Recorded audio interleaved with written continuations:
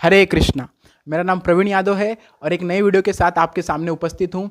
तो आज हमारे साथ एक स्पेशल गेस्ट हैं जिनका नाम हिस ग्रेस जगत जीवन प्रभु जी है।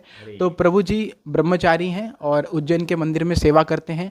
तो अभी जो रिसेंटली जो इंसिडेंट हो रहा है, जो करंट में बहुत ज़्यादा इशू, बहुत चर्चित विषय है कि जो वेस्ट बंगाल में रेप हुआ उसका जिम्मेदार कौन।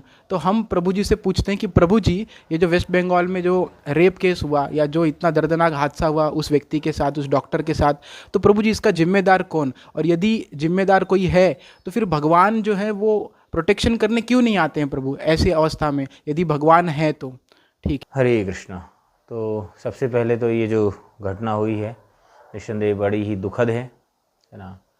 इसके पहले जो निर्भया कांड हुआ था तो लगा कि सरकार स्ट्रिक्ट हो गई है तो कुछ लोगों के जीवन में परिवर्तन आएगा, लेकिन जो नैतिक सिद्धांत जो है ना, वो जो जोर ज़बरदस्ती या डंडे की दम से नैतिकता नहीं सिखाई जा सकती ना। ये जो सिद्धांत है वो अंतर मन से आना चाहिए, है ना। तो इसके लिए हमें रूट कॉज उस पर करना, निस्संदेह सरकार को भी इस पर कार्य करना चाहिए, सामाजिक संस्थानों को भी कार्य करना चाहिए, लेकिन मुझे लग रहा है कि उसका रूट कॉज हमें जाना पड़ेगा, क्या मूल कारण उसका क्या है। तो एक बहुत सारे कारण है उसका। एक सबसे एक प्रमुख कारण है कि जो हमारे हृदय में जो गंदगी है, बेसिकली जो अनर्थ जो हमारे अंदर है, काम क्रोध ईर्ष्या मद लोभ मत्सर जो हैं, वो सबके अंदर हैं, डोरमेंट स्टेज में रहते हैं, बचपन बच्चे बालक के अंदर भी रहते हैं। लेकिन क्या कारण है कि वो इतना ज़्यादा बढ़ जाता है कि व्यक्ति उसको संयमित नहीं कर पाता। निस्संदेह हर जीव के जो व्यक्ति इस भौतिक जगत में सबके अंदर ये चीज़ें हैं, लेकिन क्या कारण है, तो उसका बहुत बड़ा कारण है आज हमारा समाज, विशेष तौर से मीडिया, जो उसको हवा दे रहा है ना। उसको दमन करने की बजाय, उसको संयमित इंद्रियों को संयमित करने की बजाय उसके लिए उत्तेजित करने के लिए जो मटेरियल्स जो आज हम मीडियाज़ में OTT प्लेटफॉर्म पे जो देख रहे हैं, हॉलीवुड बॉलीवुड में जो देख रहे हैं, वो एक बहुत बड़ा कारण है। क्योंकि आज बार भगवद गीता में आप देखेंगे 2.62, ध्यायते विषयान पुंसा संगस्ते सुपजायते संगात संजायते कामः कामः क्रोध विजायते क्रोधा भवति सम्मोह सम्मोह स्मृति विभ्रमा स्मृति विभ्रमा बुद्धि नाशो प्रणश्यति। तो क्या, क्योंकि बार बार हम जिस चीज़ के विषय में सुनते हैं या देखते हैं तो उस पर कंटम्पलेशन बढ़ता है, और फिर उसको पाने की इच्छा जो बढ़ जाती है, और जब वो इच्छाएं पूरी नहीं होती तो क्रोध आता है, और क्रोध में आदमी फिर अपना आपा खो बैठता है और इस प्रकार के दुष्कृत्य कर बैठता है। तो उसका रूट कॉज है जो है बार बार विषयों पर चिंतन करना।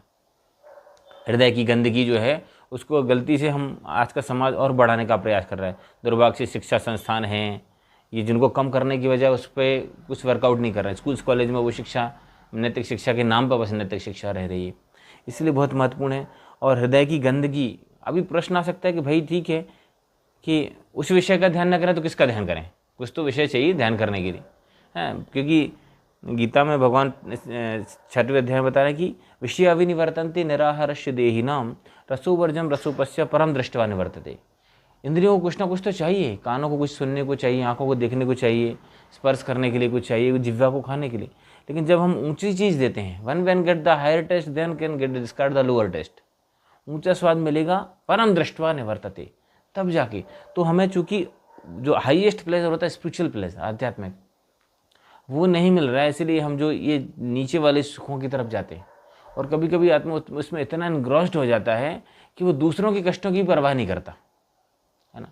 आइडियली वैदिक जो सिद्धांत है वो बोलते हैं कि हमारी संस्कृति की, before considering our convenience, our pleasure and happiness, we should take care of others inconvenience, other distress and unhappiness. कि हमारे सुख और शांति के लिए जिसमें हम भाग रहे हैं, क्या उसके कारण से दूसरे तो परेशान नहीं हो रहे हैं। लेकिन चूंकि आज वो दुर्भाग्य से हम ऐसी सभ्यता की तरफ जा रहे हैं, वेस्टर्न कल्चर की तरफ जा रहे हैं, हमारी संस्कृति छोड़ के, कि इस प्रकार से हम हृदय के अनर्थों के कारण से परेशान हैं। तो उसको दूर करने का प्रयास करना चाहिए। और सबसे अच्छा हृदय को शुद्ध करने का उपाय क्या है, चैतन्य महाप्रभु ने बताया है। शिक्षाष्टकम का पहला श्लोक आप ही जानते होंगे, क्या श्लोक है? चेतो दर्पण मार्जनम। हाँ, चेतो दर्पण मार्जन, हृदय के दर्पण को मार्जन कैसे करना है? प्रिंस सुप्रीम सर्फ एक्सेल, कैसे? हरे नाम, हाँ, भगवान के नाम से केवलम कलौ नास्ते ना।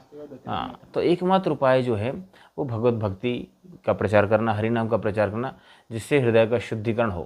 लेकिन साथ साथ में ये दोनों पक्षों की जिम्मेवारी है ना। मतलब जहाँ पे पुरुषों की भी व्यक्तिगत अपनी जिम्मेवारी है, माताओं की भी अपनी जिम्मेवारी है ना।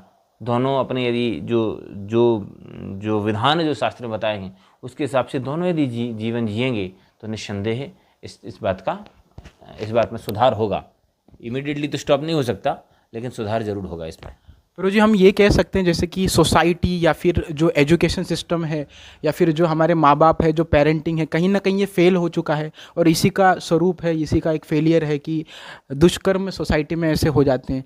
तो आप वैदिक जो आप बता रहे हैं कि लैक ऑफ एजुकेशन, इनडायरेक्टली आप कह रहे हैं कि लैक ऑफ एजुकेशन या फिर इंसान को जो वैदिक कल्चर जो है उसको यदि फॉलो करें तो ये सब घटनाएं ना घटी। तो प्रभु जी, आप मतलब कैसे बताएंगे कि पेरेंटिंग कैसा हो, सोसाइटी में क्या कमी है, हमारी गवर्नमेंट फेल हो रही है?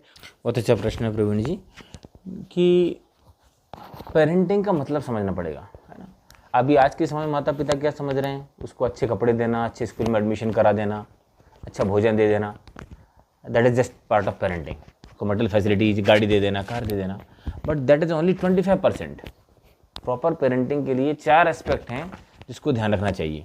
पहला होता है फिजिकल केयर, दूसरा होता है इमोशनल केयर, तीसरा इंटेलेक्चुअल केयर, चौथा स्पिरिचुअल केयर। तब जाके पूरी केयर होती है। आज माता पिता क्या है कि उसको फिजिकली बस केयर कर रहे हैं, इमोशनल उसकी नीड्स को देख नहीं रहे हैं, इंटेलेक्चुअल उसकी नीड्स को नहीं देखे जा रहे हैं, और मोस्ट इंपॉर्टेंट स्पिरिचुअल केयर जो नरिशमेंट है वो नहीं मिल पा रहा है। तो जो हॉलोपन है, जो खालीपन है, वो कहीं ना कहीं तो भरने का प्रयास करेगा। तो इसीलिए वो आज का युवा है नशा में, जुआ में, मांसाहार में, व्याभिचार, सारी चीज़ों में लुप्त हो जाता है। उसको भरने के प्रयास में वो नए नए कुछ तरीके अपनाता रहता है ना। दूसरा एक और इम्पोर्टेंट रीज़न है कि आज जो समाज है वो लोगों को, युवा वर्ग को, जो कि बचपन से सिखाना चाहिए, कौमारम आचरित प्राज्ञे धर्मान भागवतन्या। ये भागवत धर्म, सनातन धर्म, मानवता का जो धर्म है वो बचपन से सिखाया जाना चाहिए, 5 वर्ष की अवस्था से। लेकिन आज वो उपलब्ध नहीं हो रहा है। आज हम लोग हैं अपनी चेतना को जो है वो Hollywood, Bollywood, cricket star, celebrities, political leaders, administrative bureaucrats, वहाँ पे हम अपना टाइम, एनर्जी, कॉन्शियसनेस हम वहाँ लगा रहे हैं। तो हम रिटर्न्स भगवान से एक्सेप्ट कर रहे हैं। सपोज मैं आपको पैसा नहीं दे रहा हूँ, किसी तीसरे व्यक्ति को पैसा सबमिट कर रहा हूँ, उसको जमा कर रहा हूँ, तो मैं उससे ही लेने का अधिकारी हूँ। मैं आपसे पैसा, क्योंकि मैंने आपको दिया नहीं। तो if I am not giving my time, energy, money and consciousness from the Lord, for the Lord, invest नहीं कर रहा हूँ, तो भगवान से हम कैसे अपेक्षा कर सकते हैं कि भगवान हमारी मदद करेंगे, है ना। तो हमें टाइम, एनर्जी, कॉन्शियसनेस लगानी पड़ेगी। तब जो है भगवान खुद स्वयं बोलते हैं, तेषाम सतत युक्तानाम भजताम प्रीति पूर्वकम ददामि बुद्धि योगम तम येन मामे उपयन्ति। जब हम भगवान के नाम का सतत चिंतन करते हैं या वैदिक प्रक्रिया का पालन करते हैं, अनुशीलन करते हैं, तो जो है भगवान हमें सद्बुद्धि देते हैं। तो दोनों पक्षों को सद्बुद्धि की आवश्यकता है ना। चाहे युवक हो, चाहे युवती हो, इवन हर वर्ग के लोगों को उसका सोर्स ऑफ इंटेलिजेंस वो भगवान है। क्योंकि शास्त्र के विरुद्ध आज हम काम कर रहे हैं, इसलिए हमारे जीवन में अशांति। ये शास्त्री विधि उत्सृज्या वर्तते कामकारता, ना सुखम न आपनोति, ना सिद्धिम न आपनोति, ना सुखम न पराम गति। तो ये सारी अब आज देख रहे हैं हम जिस समाज में शास्त्र के अनुसार स्त्री, वृद्ध, गाय, बालक और वैष्णव, ब्राह्मण, इनका सम्मान नहीं होता, उसमें शांति हो नहीं सकती। और उसी का परिणाम है आज इतनी अराजकता हुई है। आज आपको एक बंगाल का एक इशू दिख रहा है, आप ईस्ट बंगाल देखिए, बांग्लादेश में क्या स्थिति हो रही है। क्या कारण है? क्योंकि अंदर से खोखलापन है, वो उसको कहीं ना कहीं किसी न तरीके से दूसरों का दमन करके, दूसरों पर प्रताड़ित करके इस प्रकार का सुख, आनंद का लोग अनुभव करते हैं। ये तमोगुणी सुख है ना, दूसरों को कष्ट देके। एक रजोगुण स्तर पर जो होता है वो सुख या आनंद की अनुभूति है, वो अपने मन को, अपने इंद्रियों को सुख देके होता है। और सत्वगुणी जो सुख है, आनंद की अनुभूति, वो दूसरे की सेवा करके होती है, दूसरों को सन्मार्ग पर दिखा के होती है।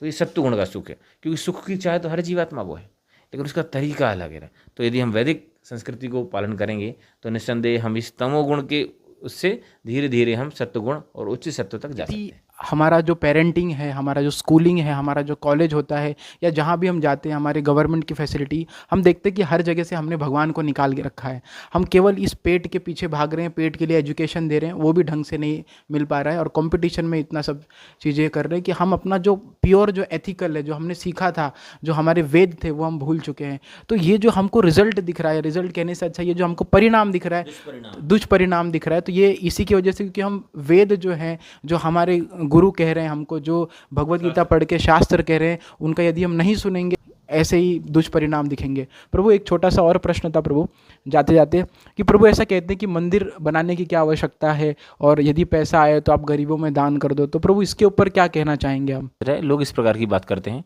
क्योंकि मंदिर एक एक इंस्टीट्यूशन है जहाँ पर इट्स काइंड ऑफ हॉस्पिटल, जहाँ पर इलाज होता है, मन का इलाज होता है, जहाँ मन धीर हो जाता है ना। मन, क्योंकि आज हम देख रहे हैं शरीर से ज़्यादा मन की बीमारियाँ हैं।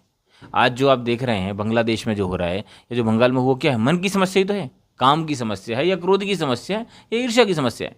काम है, क्रोध है, ईर्ष्या है, लोभ है, लालच है, अहंकार, ये मन की समस्या है। तो उसको दूर करने का तरीका क्या है? मंदिर, प्रमाणिक मंदिर में जाके प्रमाणिक तरीके से धार्मिक सिद्धांतों का जब हम अनुशीलन करते हैं, और हम शुद्ध, आपने भी स्वयं महसूस किया होगा कि जब हम मंदिर जाते हैं, किसी प्रमाणिक धार्मिक संस्थान में जाते हैं, तो हम अनुभूति कर पाते हैं भगवत तत्व की। जैसे उदाहरण देते हैं कि भाई हवा तो सब जगह है, लेकिन हमें पंखे की आवश्यकता क्यों है, कूलर की आवश्यकता क्यों है? क्योंकि वहाँ हम उसकी इंटेंसिटी को महसूस कर सकते हैं। तो सिमिलरली मंदिर वो स्थान है, टेम्पल और वास्तविक मंदिर क्या है? जहाँ पे हमें कम से कम 6 चीज़ें मिलनी चाहिए। टी मतलब ट्रैंक्विलिटी, पीस ऑफ माइंड, मानसिक शांति है। ई मतलब एजुकेशन, ए मतलब मेडिकेशन, दवा। पी मतलब प्यूरिफिकेशन, शुद्धिकरण, हमारे अस्तित्व का शुद्धिकरण होना चाहिए।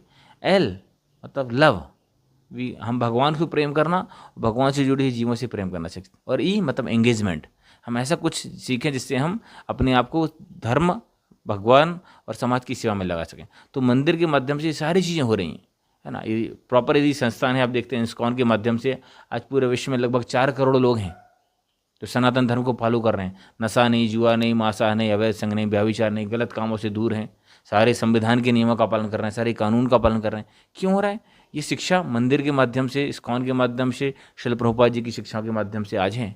निस्संदेह और लोग भी कर रहे हैं। तो इस प्रकार से हम बाकी स्कूल्स कॉलेज का विरोध नहीं करते, लेकिन ये इनकी भी उतनी ही आवश्यकता है, इवन उससे ज़्यादा आवश्यकता है।